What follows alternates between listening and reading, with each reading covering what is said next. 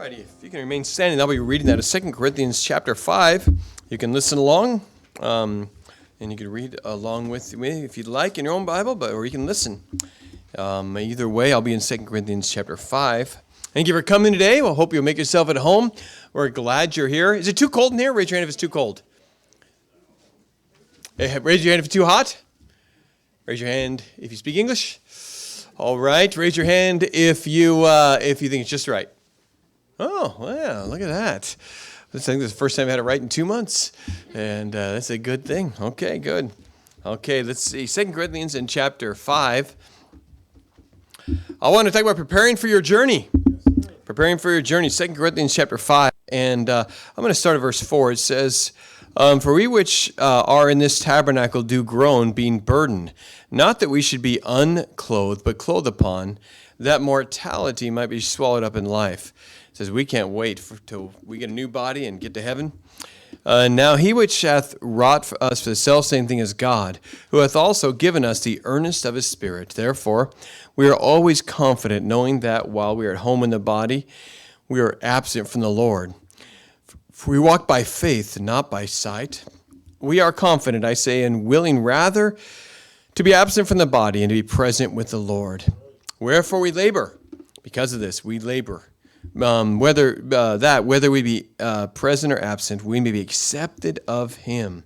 For we must all appear before the judgment seat of Christ, that everyone may receive the things done in his body according to that he hath done, whether it be good or bad. We labor because we are going to give an account. Let's pray.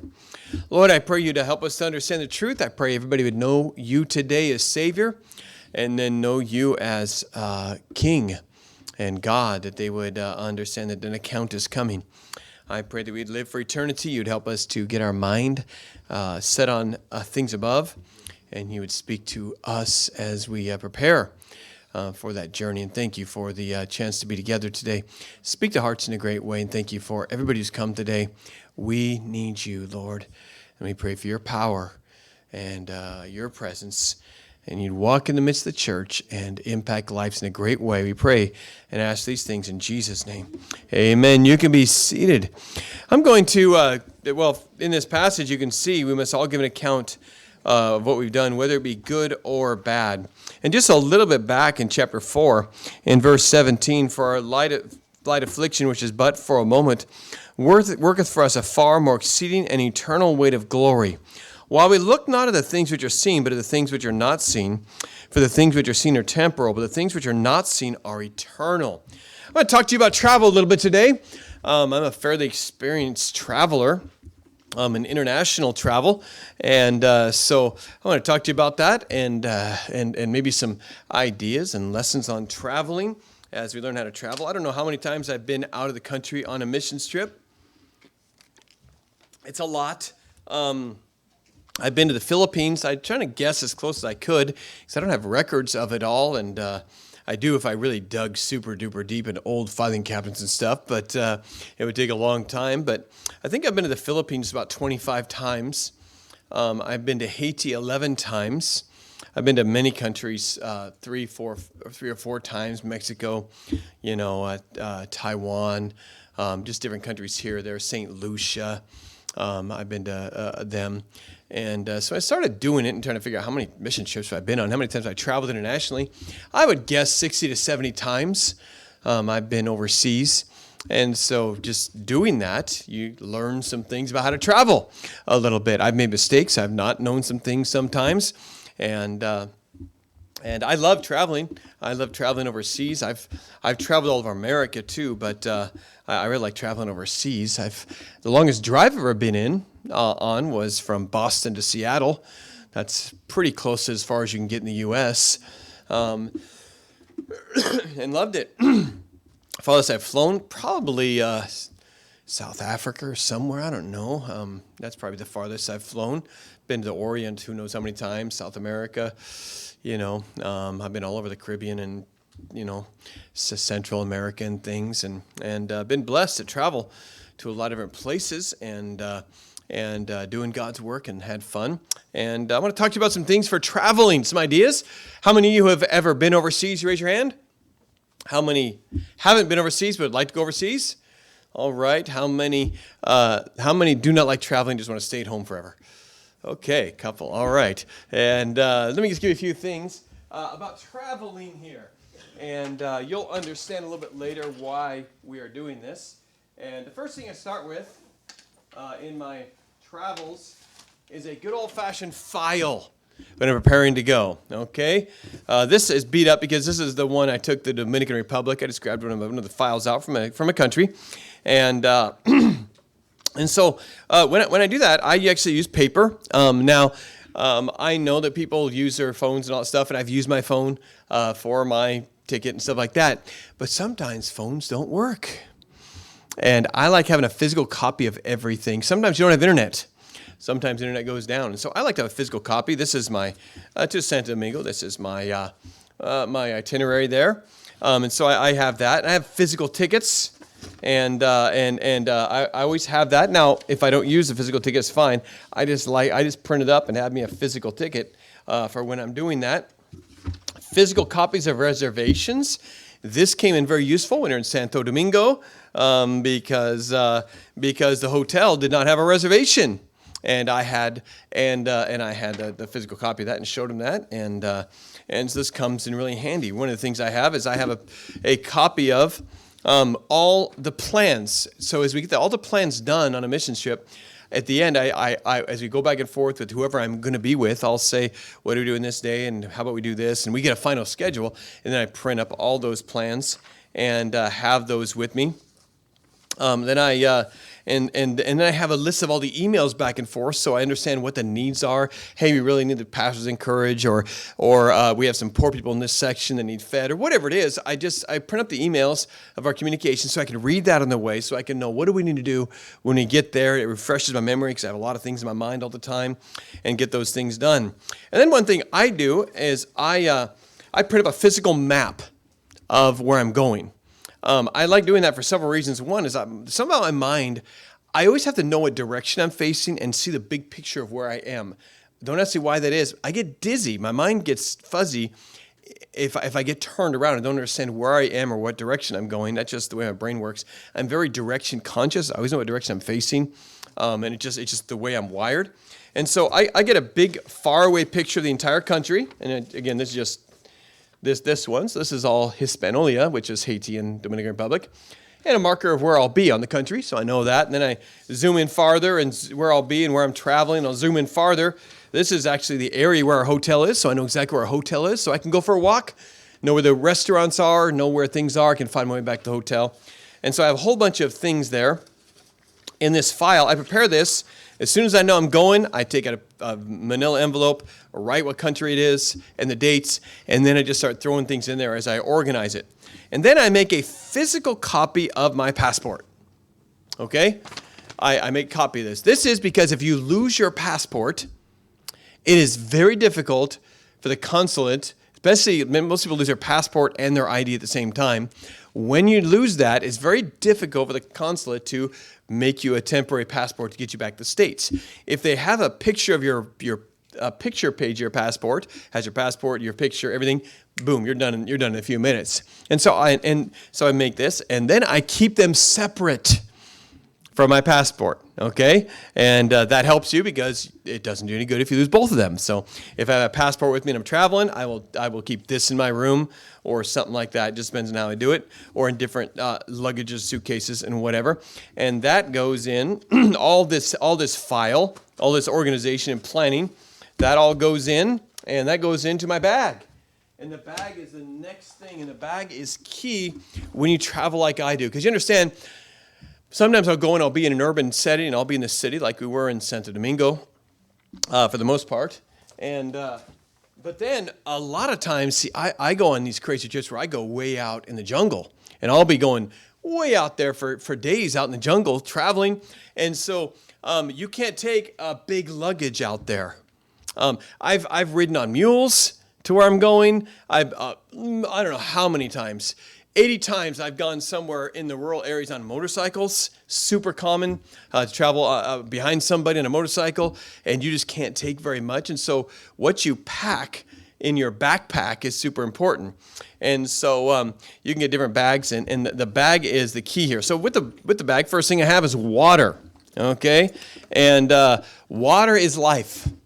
And you go to the third world, you will get yourself sick and in the hospital so fast if you don't have clean water, because their water, you can't drink the water out of their sink, okay? And you will not believe how sick you'll get and how fast you'll get. It's happened. I've seen Americans go to the hospital, and it's not good, be delirious, all kinds of things, because they did not take care of their water. So I always have water with me. I try to get a square bottle, because a square bottle doesn't roll around in the car. And also it stays in my side pocket here. So I'll have this. And what I do is you can't go through airport security. I refill it after I get through security. Just a tip here. When I'm traveling in an airport, I always leave about this much in the bottom of my thing when I'm traveling in a non-American or European airport. I always about this much water until I get to security. And I take the last drink when I walk through security, because I do not know when I'm going to have clean water again. It's just surprising how often you don't know, you can't get the water, even at the airport, you cannot drink the water, and they don't have anything for sale. And so always leave me a little bit of water. The airplane, sometimes the water's not purified, or they don't give you water on the airplane if it's a small plane or a small thing. So I always keep my water as long as I possibly can, because water is life. And then in the bag, I also have vitamins. I start preparing ahead of time with my nutrition. I take a lot of vitamins, and I do that because my trips, they're very hot. I'm in Seattle. I'm used to mild weather. When I go and it's 98 degrees and 80% humidity, it wipes you out. Okay, and then I'm hiking. I've hiked 12, 14 hours in a day in the jungle, and I've had to do that, and so I've got to have a lot of strength with me. I'm facing germs and bugs and viruses and bacteria I've never faced before, and so I want my body to be primed. So well before the trip, I'm already working out. I'm already taking vitamins. I'm already beefing up every part of my immune system, because the strongest thing you can have, better than anything else, just believe me on this, the best thing you can have, better than vaccinations, better than anything else you can have, the number one thing is having a strong immune system. It fights off everything, okay? And you want to be healthy, and so I take vitamins. Most of the food we eat does not have enough nutrition in it to really make you as healthy as you could be, and so I'll get high-end vitamins, and I can't tell you which ones I get, not because of time, but I get some really the best in the world. Some are expensive, some are not. Just depends on the company and things. But I get vitamins that feed my body. I work out, I get in better shape, and I do all that, and then I keep my vitamins with me, and I take them with me, and then we have all of that, and this bag is gonna be everything. My passport's in my bag. Up here is where I put my sunglasses. I don't know what I have in here. I have a pair of sunglasses in there. Nowadays, I keep my masks in that spot in there. Inside here is my Bible, normally. Inside here is my Bible. I have books that I read on the airplane. I have a bunch of work to do. It's a wonderful time to work is on a 20-hour flight. They're never a 20-hour flight. It's a 12-hour flight and then another 6-hour flight after a layover, or whatever the flight I'm doing. And on the plane, you can sit there and work. Other people, everybody watches movies, veges out. My life is interrupted and busy all the time. Just to have 10 hours to sit there and work is fantastic. And I get so much done. So I bring a lot of work and things I want to read. I bring earbuds so I can listen to the Bible or whatever I want to listen to. And I bring a Kindle so I can read also other things I want to read. If I need leisurely reading that put me to sleep or something. And that's also in here. The Kindle would stay in. So this thing's got multiple levels of multiple layers of zippers. And so I've got all the different sections. So right there, my Kindle sits. I've got pens. I got pens in here. This is all my clerical stuff. All my stuff for office stuff stays in this section. Got a hidden packet right here where you can put your valuables. It's inside. Never put your valuables in the outside pocket. You can watch videos of people walking around and open people's backpacks behind them and pulling out their cell phones. Okay? Your valuables don't go on the outside. They go on the inside in a secure pocket inside. This one has a cord in it. You can put a power pack in here and plug in your phone or plug in whatever you need with this. It goes. It's got different adapters to it and things like that. This particular backpack I've used these backpacks for pillows. I've used them for in the middle of everywhere. Use them for everything. Key things to have inside here: toothbrush, toothpaste. You never know. By the way, your mouth will feel horrible after about 20 hours of travel. And if you stop, go in there and brush your teeth. And that's always good to have. It's good to have your plugs. It's good to have earbuds. I always have granola bars with me. Okay, these are Cliff bars. These are the best ones I have found. Most granola bars, they don't fill you up too much. These things really fill you up, and they're really heavy, and they also smash and don't break apart. Okay, that's a Cliff bar, and this sermon is brought to you by Cliff Bar. And I have different granola bars in there, and I always have that because why? I go out in the country and they're eating, spider soup or something, and I don't want to eat it, or I'm eating something and it's like, this isn't that great, and I'm still hungry. I just walk off, and when I leave, I just eat something, my snacks. You can bring nuts, you can bring snacks, whatever. I just always have granola bars with me because I can always eat them when I'm traveling. It saves me money in the airport because it's $15 for a burger and all that stuff. And so I always have those things with me. I always have hand sanitizer. Now, hand sanitizer is a thing now. It wasn't 3 years ago. I've always had hand sanitizer because I go where there's no running water. And you shake 100 hands at church. And there's a bathroom with no toilet paper. And there's a lot of ways you can get sick. Okay? And I've been using hand sanitizer and have a bottle. I've had bottles with me for 20 years and always have that. But better than hand sanitizer is these little things called wet ones. These are little hand wipes with alcohol on them. They're wet and they're antibacterial. Here's the problem. You go and shake 100 hands out in the middle of nowhere with people, and then you sanitize. You just wiped all the dirt all of your hands. Now, you killed the bacteria, hopefully, but you still got grungy hands. And I'm not OCD at all, but it just doesn't sound healthy to me. So if you can take something like this and wash your hands also, it's a really good thing and keeps you healthy. And so this bag is going to help me because it's going to have all these things. Also, what I do is I have a little hoodie, a small compressible hoodie.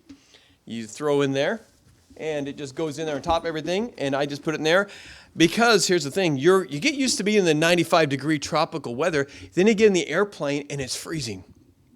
A lot of people don't bring coats to the hot areas of the world, which is usually where I am in the third world, and they think it's going to be hot, I won't need a coat, and then you come back and you're freezing, or then all of a sudden a weird storm happens, and it's been 90 and it goes down to 60, and you wouldn't believe how cold 60 is, and you've been in 90. All of a sudden you're cold. So I always have a hoodie with me, and that thing I just throw on. And if I sit in the airplane, then I use a hoodie because I just put it over my eyes and go to sleep, and I'm tired, and I don't have to see all the lights and everything else, and I can ignore people.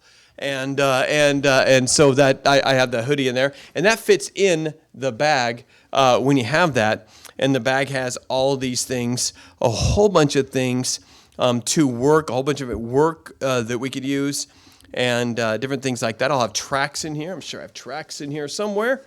And there we go. Got gospel tracts in here to hand out along the way.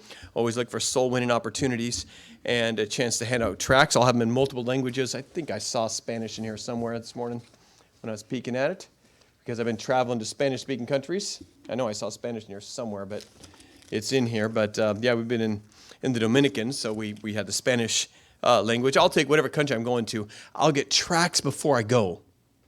I'll order tracts if I'm going to the Philippines, it'll be Tagalog. If I'm going to a Spanish-speaking country, I get Spanish. If I'm going to whatever country, if I'm going to Brazil, I get Portuguese. It doesn't matter. I always get gospel tracts to hand out along the way in whatever country I'm going to be going to and prepare for all of that. Now, when you load the backpack, the back section, which I haven't opened yet either, another zipper. And so in that back section, here's the thing. When you pack a backpack, zip everything else up here. And always make sure everything's zipped afterward. In the back section, this is going to be against your back, so this is padded right here. Okay? That's important. When you carry a backpack for 8 or 9 hours, you'll find out that padding is really important. Okay? You hurt your back. And I always carry something in there like this. Okay, this is the Padfolio. I carry that because that is not bumpy or lumpy. Don't wad your clothes up and put them in this section. Okay, it's not good for traveling. And so you can travel all day long if you got a comfortable backpack that is loaded right and balanced right. You'd be surprised how light it feels. Okay, and so that's the bag. And then as you travel, and don't forget, we're going somewhere with all this. It'll help you understand it. I check with the State Department before I go for whatever country it is. The State Department's job is to help you travel and get back safely. So if I'm going to, especially a country like Haiti that's chaotic, I will check before I go to Haiti next time, which who knows, maybe November they said, but it's not looking good right now. I will check with the State Department. It'll say, traveler warning, there is cholera in the south. There is riots currently going on. Be careful of kidnapping of Americans, or whatever it's going to say. And it'll tell me what's going on in that country. And the State Department website will tell you what travel warnings. There's a yellow fever outbreak here, or whatever the deal is, so you can be prepared for it and be ready for whatever's going on. And I check with the State Department to make sure it's ready before I go there. I take in my clothing, let me get into my other bag here.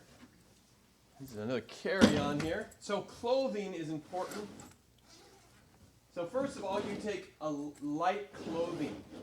There is some cool clothing that's very light, that does not absorb your sweat. That's also water wicking. There's a lot of stuff like that. It's very thin. The wind blows through it. That's what you want to get. You don't want to take heavy materials, especially unless you're going to a cold climate. You don't want to do those things. So things like this. This is one of my hats I take. So this hat here looks kind of goofy and corny, but it's incredibly useful. This hat, first of all, I can wad it up and put it anywhere. Okay, that's good. Also, a lot of people will bring. You understand? You go to the tropics. The sun is higher in the sky and much stronger, and it'll roast you, especially a white person. Okay, it's just a fact. We just get sunburnt. And I've taken brown people many times to the mission field, and they've gone to the tropics who've raised in America, and they got sunburnt for the first time in their life. It's brutal. The heat is. So if you just wear a baseball cap, the back of your neck will get roasted, but this thing here will protect the back of your neck. And it does that. And so we can do that. Also, it's got this do-jigger, because I'm often in the back of a truck or on a motorcycle, and I can keep my hat on. Okay? And then that stays there. And then this hat also is pretty cool, because inside it has a secret compartment right there that I can put money into. And so there's some, who knows where this is from. It's Guatemala. And so that there's some money there, and so what happens is you lose your wallet, you get robbed, you can still get back in a taxi and get back home. Okay? Another thing for that is my belt. So I have this belt here. This looks like a regular belt. On the inside there's a zipper. In that zipper right there, you can put money inside of there. Oh, now it's zipped. Unzip there. You put your money inside of there, and no one knows it's there. Okay? And then you have that thing on, and so they steal your wallet and they steal your hat. You still got your zipper in your belt, and you still got your money, and you're still safe. Pretty cool, huh? This also serves a spanker for the children. It's all kinds of things, and you have that. And so the clothing matters, and you get all kinds of things like this, and you take those things along. A lot of people like these things for their necks. Some people, it chokes them. Some people, it makes them sleep better. And so these are things that you have. You can have these different things for clothing, and be careful. Get comfortable shoes, and I've tried to prepare and have that. Because your feet will matter a lot as you travel around, and you might walk a whole bunch more. Other stuff in your carry-on. So my backpack's going to stay with me. It goes to my seat with me on the airplane. I sit down with it. I put it down at my feet, and I have that there. I put this guy here, the carry-on, which is free. I put that up into the overhead bin. I'm not going to use it at all. This I'm going to take heavy stuff in because my big luggage is weighed. You can only do 50 pounds. This thing is not weighed, almost never. So I'm going to put my heavy stuff in this thing so I can put more in that thing. A key on this guy here is two things. One, have a change of clothes, because sometimes they'll lose your main luggage. I've had it twice where they lost my luggage. I didn't get it back for 3 days. You'll be glad you have a second set of clothes. Okay? And then secondly, when you have this thing, put the heavy things at bottom and then leave some room at top, because a lot of times you're going to the airport and you say, I forgot something.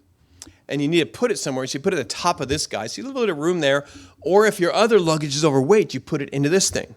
Okay, so you're already ready for that when you get in line. And so this guy's all ready, and you are prepared on that carry-on. And then we go to the main luggage.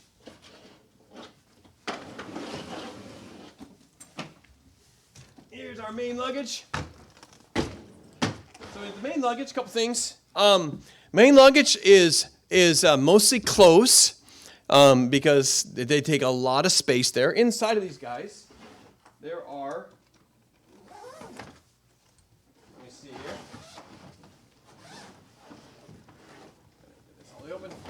Two compartments. Okay? You got this guy in between. This guy's useful, okay? These things right here, you tighten up and then you strap in your dress clothes on one side. That holds them in. You put your regular clothes on the other side, and then you zip up this guy here and you separate those two sets of clothes. In this guy is a zipper in the middle. You put your things like shampoo, lotions, liquids, mosquito repellent. You put all of that in this thing in Ziploc bags, because they break open sometimes. You put it in the middle there, and that thing separates everything, and then you have your two clothes separated. Take your shoes, you put them in a garbage bag. You're going to need a garbage bag for laundry. Okay? So you put your shoes in a garbage bag because your shoes are dirty. They'll get your other clothes dirty. You'll need those. Take several garbage bags for your clothing and to put your travel stuff into that's going to get dirty, and your dirty laundry on the way back. And you put that in there like that.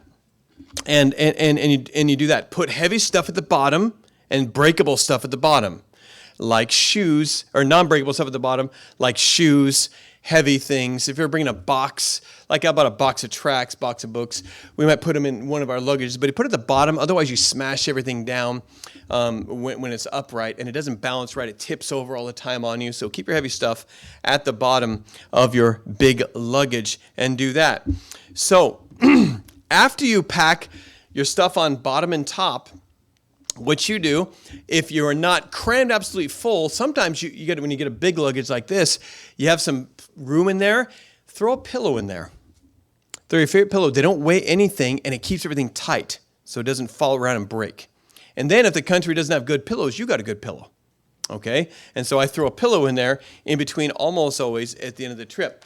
Now, when I load, here's what I literally do. I just go to my drawers and I just throw stuff. Next drawer, throw. I just unload my drawers, all the different types of clothing, throw it in there. Then I go to the closet, throw. And then I grab my suits or whatever, and the stuff that's going to hang on hangers. I put that in the top up here. And so it is a big mound. I basically take anything you can break, put it in between, so the clothes are on top and bottom and everything of it. And I put it in there, and then I just kind of flatten it out because it's all in a big wad and big old piles of clothes. It's a disaster, basically.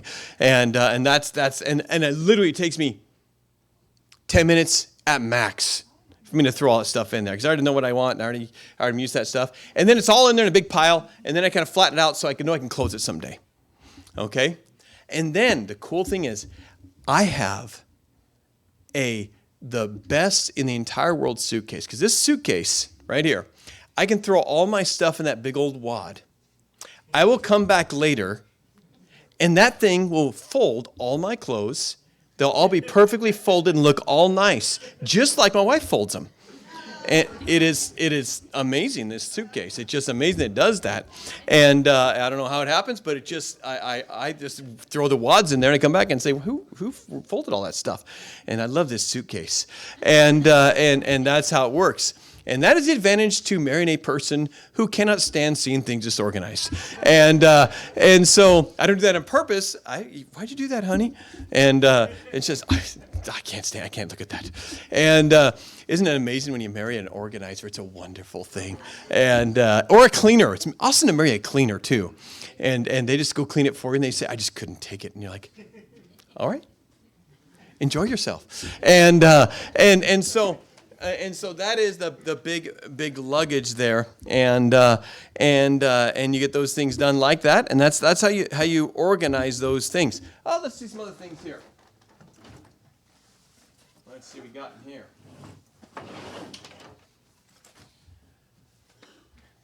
Chili pad. Anybody know what chili pad is? Chili pads are awesome. I don't know how this works. All I know is you take this thing. It's a towel about this long. You take it, you get it wet, and it gets cold. I don't know how. I don't know why. I just know all you do is get it wet, and it turns cold. And you throw it over your shoulders when it's hot and humid, or wherever you are, on top of your head, wherever you're hot, and it just cools you down. Okay? It costs $10, $12, and it's worth it. I bring a battery-powered fan because a lot of times I'm where there's no power, and I just turn it on at night and blow it on myself. Some places in Haiti, oftentimes I'm in Haiti. I'm in the city, but Haiti has power. Sometimes it'll go down to 3 hours a day. A lot of power, and so when you're sleeping and it's hot, I went to Haiti one time. It never got below 90 for 1 second in 10 days. I mean, not at 3 in the morning of any day. It was above 90 and no air conditioning, and there were some fans, but the power was out almost all the time. And so my chili pad and my little fan made it so I could sleep, because you get too hot, you can't sleep, and then you get exhausted, and it's a bad combination because you get sick after a while. Let's see. You should always bring something to purify water. This is called Life Straw. I can put grungy water in here and drink it. It filters it out. And I think it does like 1,000 different fillings of the bottle. You can get the tablets; they're fine. But have something if you're going to a primitive or a dirty or a third world or some country that you're going to get sick in from water, and have something to purified water for the worst case scenario. By the way, if you can't find anything that you don't know if it's clean, or because again you'll get so sick you cannot believe it. If you're drinking stuff. If you can't get anything, and it sounds wrong, but it's actually right, go get a Coke. And you say, but it has caffeine in it, it's not as hydrating as water. It's not as hydrating as water, but the things that make you sick are living things. There are amoebas and parasites and things like that. But nothing can live in Coke. And it's literally true. You will not drink, then there's water in there also, but the ingredients, they will kill everything. And you can drink it if you need to. It's not the best hydrator, but it'll be there. I keep packets of powdered electrolytes, like Gatorade type stuff, because you can drink all the water you want, but as you sweat a whole bunch, as you will in a third world country, you're going to deplete your electrolytes. I caught cholera one time, and I did not know about electrolytes, and I was drinking gallons of water because I was in a lot of trouble. And I was drinking, and it wiped me out, and I found out I needed electrolytes. Okay, and so you can get Gatorade or whatever to use for that, but you can get powders that have electrolytes in them. God has put electrolytes in some foods out there. Coconut water, for example, will replenish your electrolytes very quickly in the tropics. If you get your stomach really messed up, bananas are one of the best things in the world, and papaya for your stomach. Okay, a lot of things like that you can prepare and bring stuff with you. Bring medicine for that, something for having a fever, something for an upset stomach, for diarrhea. All these things happen oftentimes. Bring aspirin. If you're older, you can get blood clots if you fly too long. If you fly a 12, 14-hour flight, you can get blood clots. Aspirin thins your blood, and it'll help you not get those blood clots. And then get up and walk every few hours. And just stand in the back of the plane, stretch. Use as a spot in the back there. Just stand there, let the blood get going to your feet again, and that will help you with those things, and to be prepared for that, to be healthy. Let's see.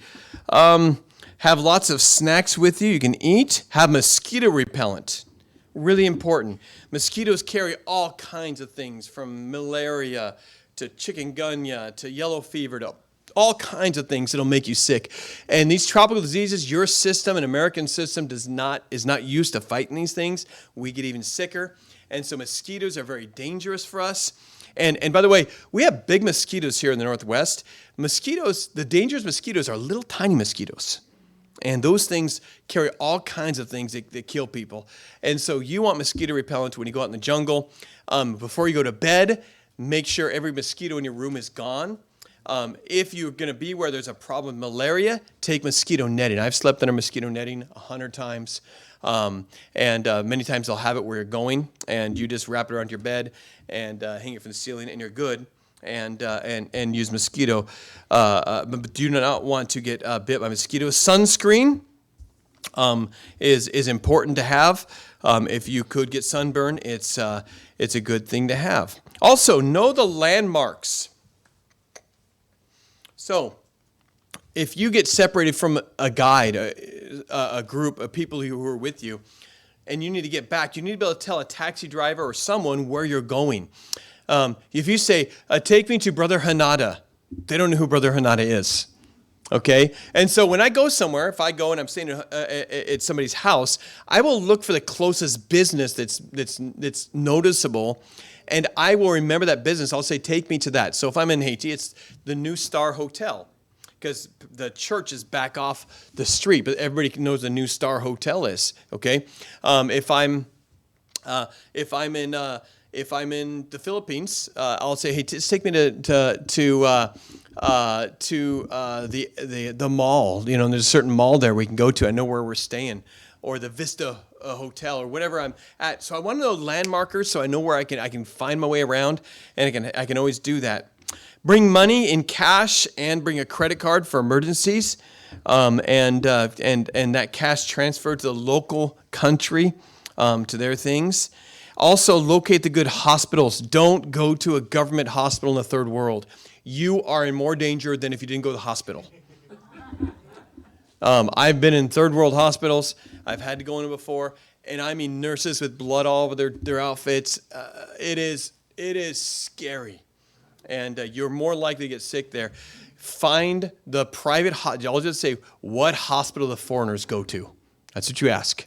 And then they'll take you, and you have to pay out of pocket, and you'll be scared to death about paying out of pocket for insurance, or because they're not going to take your insurance, but then they tell you the price. Like, you know what? Your appendix is about to rupture. We're going to have to do surgery on that. And you're going to have to pay cash for we'll do it. They will not treat you until you pay them, by the way. They'll let you die. They just won't. And you'll say, ruptured appendix, you have to do surgery. In America, it's $35,000. You say, how much is it? I said, sir, this is going to cost $350. And just do it and pay them. But go to the private hospitals and know where they are, because if you don't know, they'll just take you to the closest one. And so know the good landmarks and do all these things. Well, I can tell you a whole bunch more things. There is, in a lot of countries, their power supply is different. There's plugs that change their power to what we use, to the 120, and you want to have those for a lot of countries. I have Fried Electronics doing that, and I could go on and on and on about all kinds of things. All that I just told you, from the file to find your way back to the airport, to organize all that stuff. My trips are normally about 9 or 10 days. All that work. The water bottles, the wet wipes, the copies of all the different paperwork, the having the secret compartments for this and having this there and setting my bag like this and putting my heavy stuff in this way and the magic suitcase and all that stuff. All those things are for a 9 or 10 day trip. Now, I don't have to do all of that every time because I'm kind of prepared for it. And now, the Dominican Republic was, I think, 6 days? How long was it? 5 days? 5 days. Sometimes 14 days, but 9 or 10 is pretty typical for a trip. All that preparation for 9 or 10 days. The hat, the work to set up and do work on the airplane, everything organized, making sure I have all the different things and all the bottles get put into the sandwich bags, the seal, and all that work. I want to read you out of Amos. It's a lot of work for just a 9 or 10-day trip.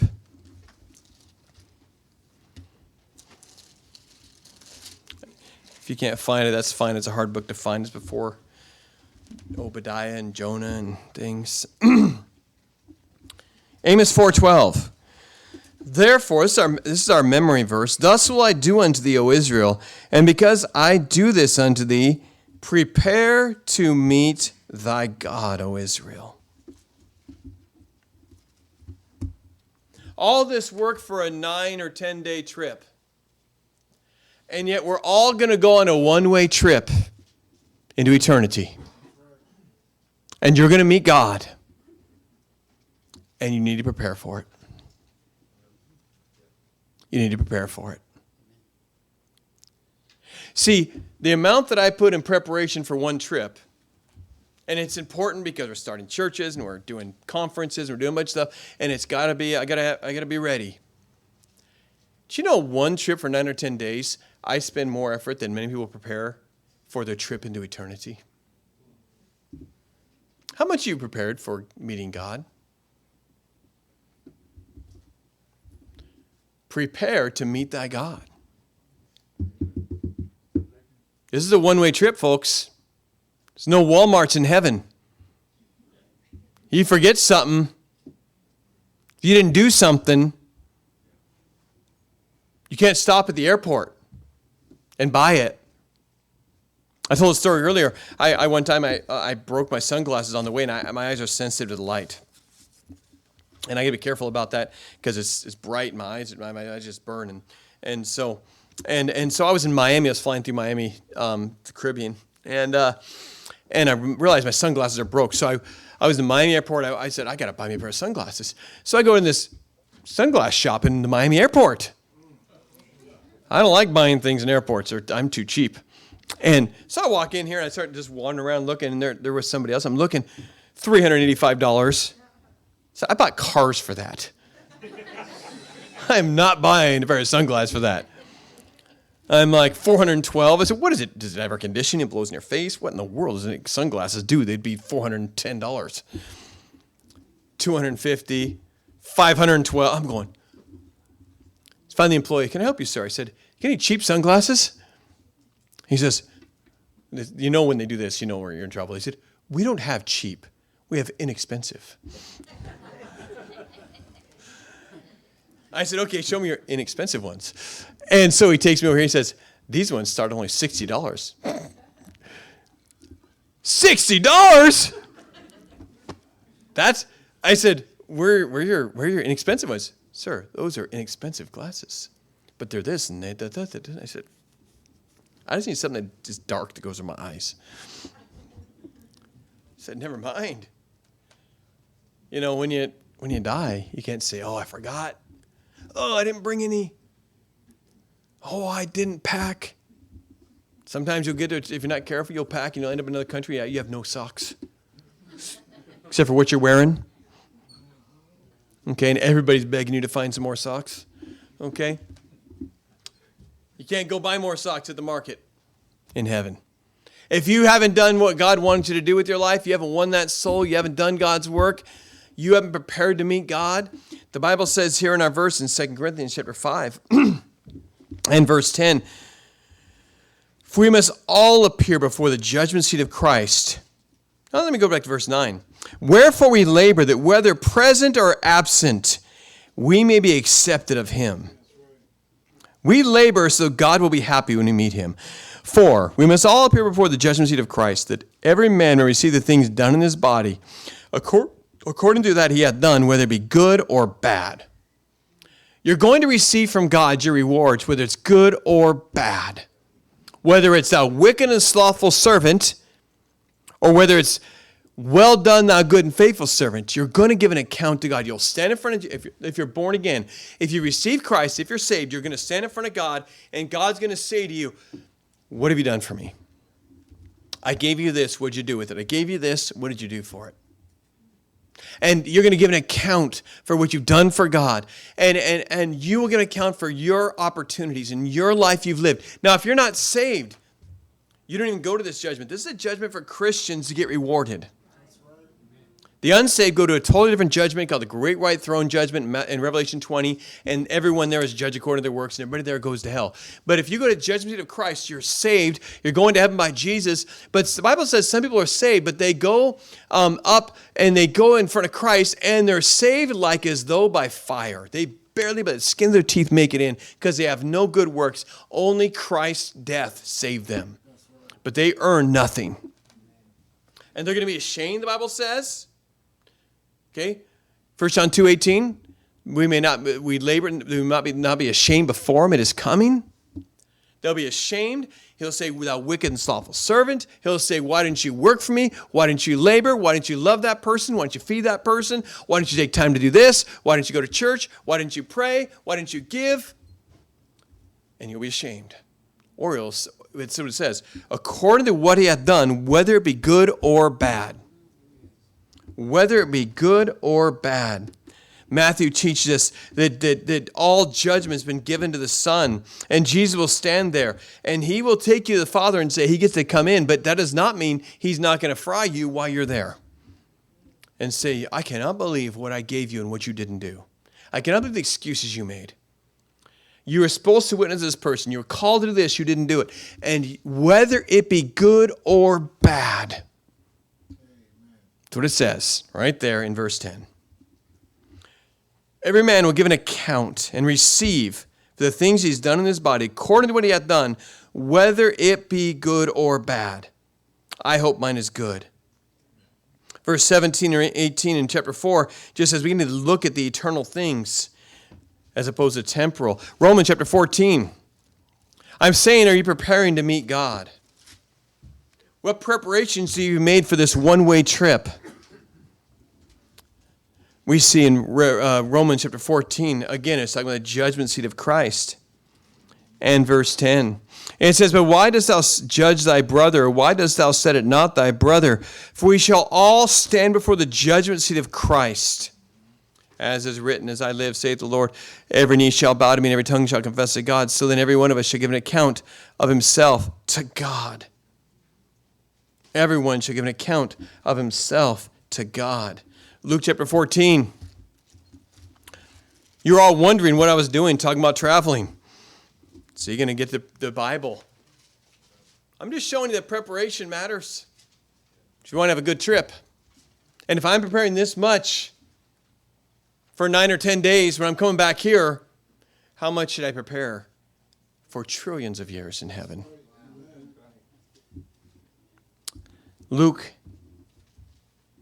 chapter 14 and verse 27. And whosoever doth bear his doth not I'm sorry to try it again. Whosoever does not bear his cross and come after me cannot be my disciple.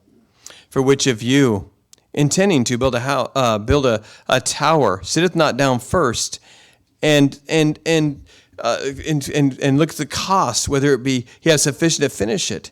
Lest happily, after he laid the foundation, he goes and not able to finish it. And people begin to mock him, saying, this man began to build, but was unable to finish it. Or which king going to make war against another king doesn't sit down and look at his weapons and see is able to meet him in the field and all those things. Or else, verse 22, or else while the other is yet in the great way off, he sendeth him messages and desireth conditions of peace. So likewise, whosoever he be of you, that forsaketh not all that he hath, cannot be my disciple. Amen. Count the cost. Prepare ahead of time. I was thinking, I'm a risk taker. I'm reckless by nature. I don't worry about things. I don't get scared like most people do. I just don't. It's just the way God wired me. I've always been like that. It's the way God formed me in the womb to do what I do and to go on these trips and to go where people won't and to go where people never go, where an American would never go, and when you get there, because I'm there and they've never seen a white person, they've never seen somebody come from another country, and it's primitive. There's no internet, and there's no anything, and I'm right at home there, and I'm healthy, and I can eat whatever and do whatever, and because I don't get afraid of that stuff, and people around me are afraid. They'll send security with me, they'll send people with me all the time, but I'm just like, hey, let's go, and I looked at wiring that I'm made to do that and how effective it'll go out there and we'll have, I mean, not just the church packed, we'll have people outside the windows and doors all looking in, hearing the gospel, and people saved and fruit that abounds and it stays permanent and growth and amazing works. I think how many people aren't doing what they're supposed to do, and they're going to give an account because they're made to do something and they're not doing it. I was blessed this week. I met a young man, I guess he's 24, 25 maybe. And this kid he was wired like me. And he had all these plans. He was going to do this crazy adventurous thing. He was one of those adrenaline junkies. He had all these things. He'd travel here and do this crazy thing, and he'd travel here, and he worked a job so he could be free a lot of time. He had a certain kind of job where he could travel and do nutsy things, and he'd travel, and he loved this stuff. And I talked to him, and I said, "You ever taken a missions trip?" He's like, "Oh, I would love to, man. I've done all these things, but I really liked."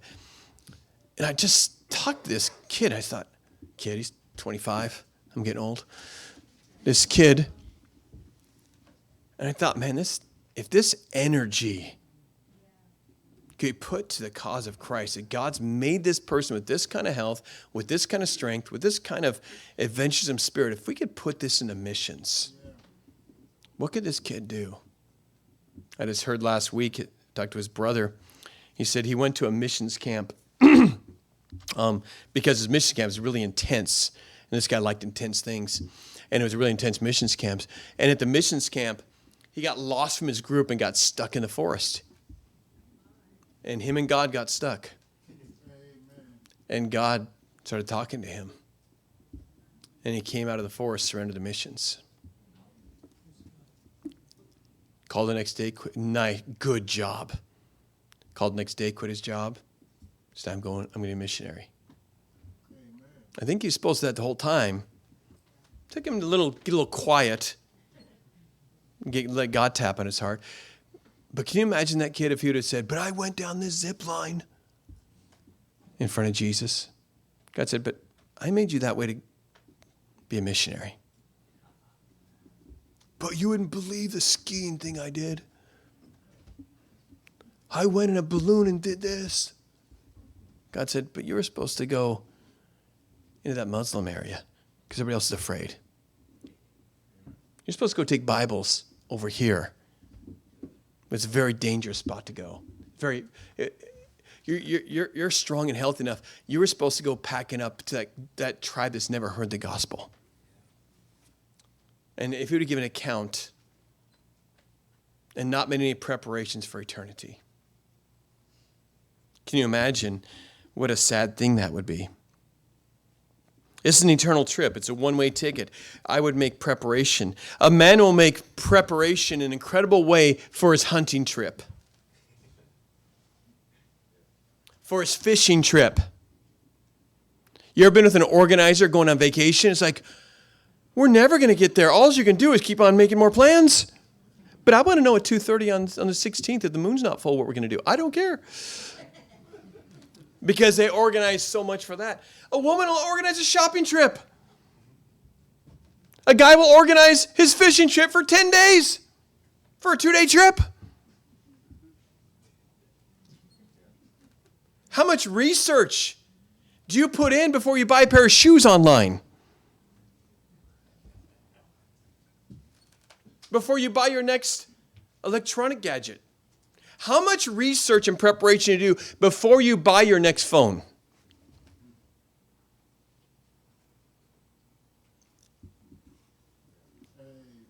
I thought my microphone quit working or something there.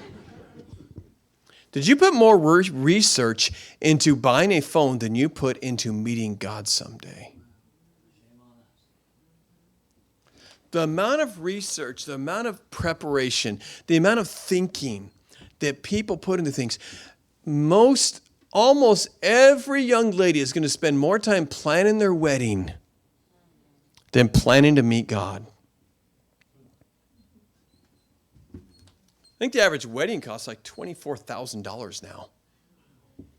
It's ridiculous. Dad's supposed to pay that. I got 5 daughters. That ain't happening, man. That's why I'm looking for dowries. This is going the other way. You want that beautiful girl? You're paying me, buddy. I ain't paying this thing. The amount and people, the research, and the preparation for things, and some of them matter and are important and it's good. And I prepare for a trip, a 10-day trip. You're going to go and spend trillions and trillions and trillions of years. Prepare to meet thy God. Prepare to meet thy God. How many thought these things are cool? How many think the hat's a good idea? Pretty cool? You like that hat? Pretty good?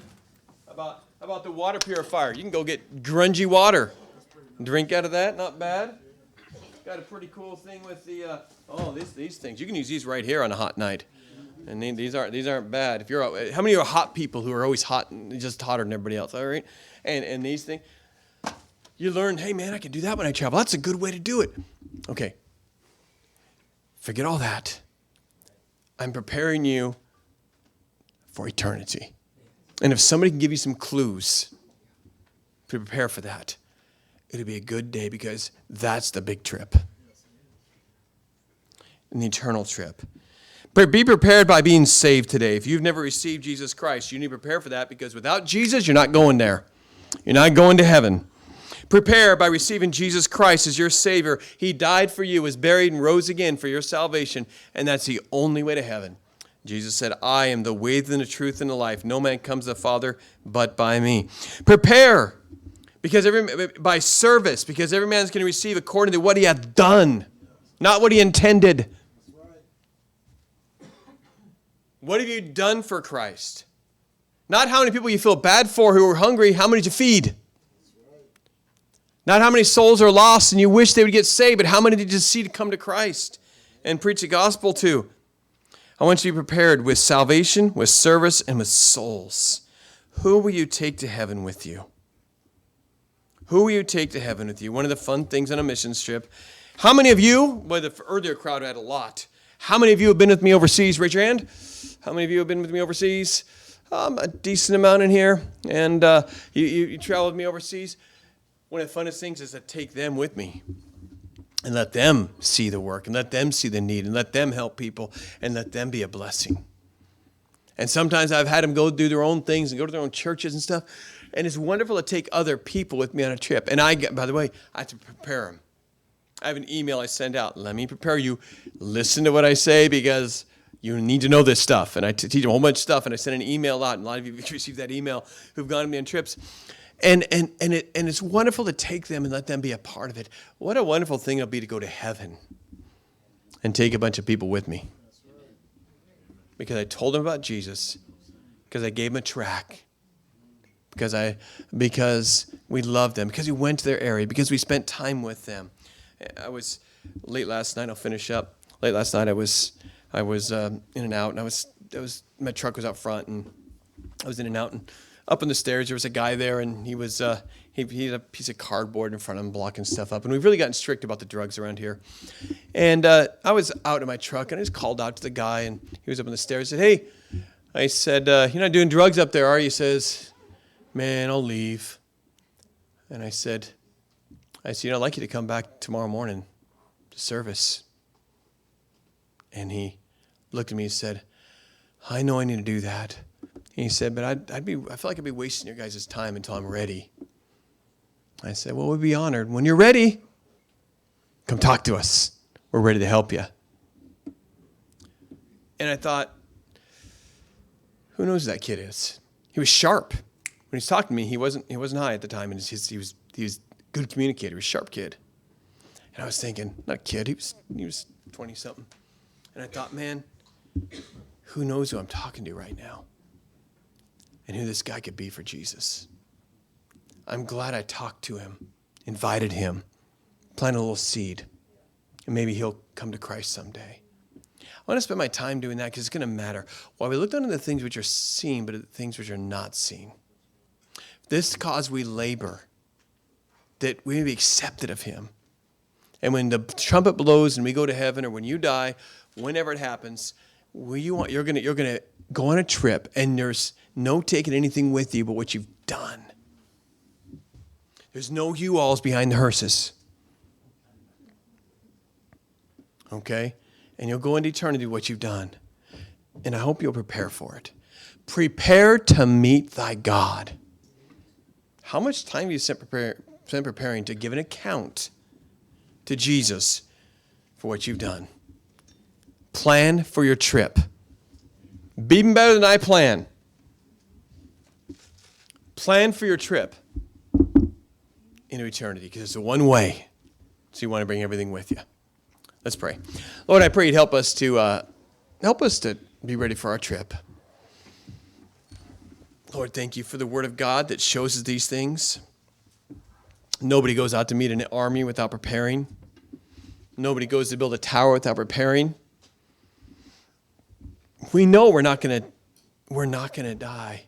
Or we know we're going to die. We know we're going to give an account. We can never say to you that we didn't know, because you told us we'd give an account to you. And I pray to be prepared to meet you. More than a fishing trip, more than moving overseas, more than anything, Lord, may we prepare for your labor, for your work, for your eternity, and to please you. I pray today that if somebody's not saved, they be saved, that those who have received Christ would today be totally prepared and thinking about it and preparing and to say, I've done my best when they get into eternity. We ask for your help in this in Jesus' name.